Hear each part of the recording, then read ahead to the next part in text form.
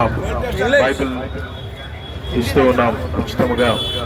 యేసుక్రీస్తు వారి యొక్క బైబిల్ ఉన్నాయి కదా, తెల్లది ఉన్నాయి కదా, తెల్లది వైట్ కలర్ యేసుక్రీస్తు వారి యొక్క వాక్యమును ఉచితముగా మీకు ఇస్తున్నాం. ప్రియ సహోదరులారా, దేవుడి యొక్క వాక్యము ప్రయాసపడి భారం మోసుకునిచున్న సమస్త జనులారా, యేసుక్రీస్తు వారి యొద్దకు వచ్చిన యెడల ఆయన మీకు విశ్రాంతిని కలిగి చేస్తాడు అని బైబిల్ సెలవిస్తోంది. నిత్య జీవపు మాటలు మీకు ఇచ్చుచున్నాం. దేవుడి యొక్క వాక్యము ప్రియ సహోదరుల ఉచితంగా ఇస్తున్నాం. కావాల్సిన వారు తీసుకోండి.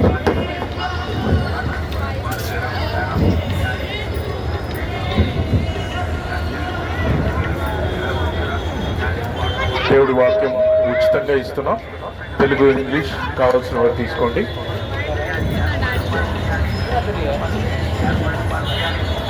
దేవుడి వాక్యము ఉచితంగా ఇస్తున్నాం.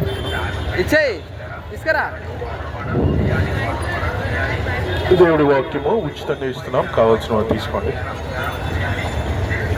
ప్రయాసపడి భారం మోసుకునిచున్న సమస్త జనులారా, క్రీస్తు యేసు యొద్దకు వచ్చిన యెడల ఆయన మీకును నాకును విశ్రాంతిని కలుగు చేస్తాడని బైబిల్ సెలవిస్తోంది.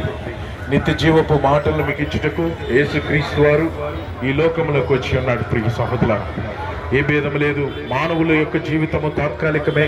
నా జీవితము, ప్రతి మానవుడి యొక్క జీవితము తాత్కాలికమే. ప్రియ సహోదరులారా, మానవుడు బ్రతికేది కొంతకాలమే, మనిషి జీవితము కొంతకాలమే. ఎందుకు అనంటే పాపము వల్ల వచ్చి జీతం మరణం. ప్రతివాడు కూడా పాపము చేసినందున దేవుడి యొక్క నీతి నుంచి మనిషి దూరం అయిపోయి ఉన్నాడు. దేవుడి యొక్క సత్యము నుంచి మానవుడు దూరం అయిపోయి ఉన్నాడు. దేవుడి యొక్క నీతి నుంచి, పరిశుద్ధత నుంచి మానవుడు దూరం అయిపోయి ఉన్నాడు. దేవుడు ఎంతో జాలి కలిగిన వాడు. ఆయన న్యాయవంతుడు, పరిశుద్ధుడు.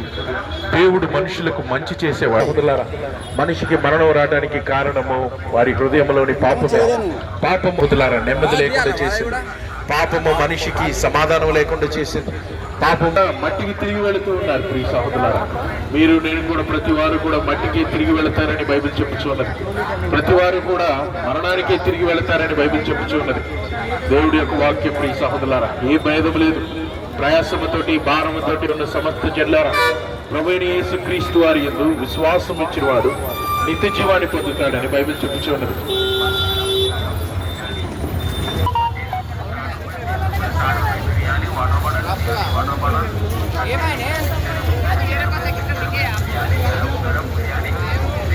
ఇది అడ్డం పెడితే